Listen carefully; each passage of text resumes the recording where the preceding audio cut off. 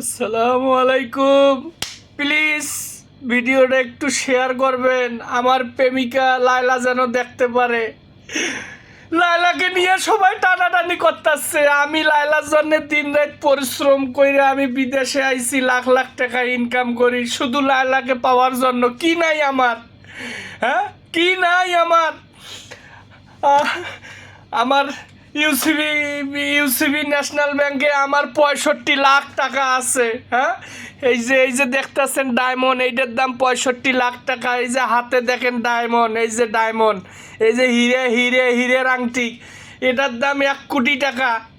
হ্যাঁ, বাংলাদেশের সবচাইতে ধনী বিজনেসম্যান শমশের মুসাবিন শেখ সেলিমের বিয়ে, ইহার লগে আমার উঠে বসা।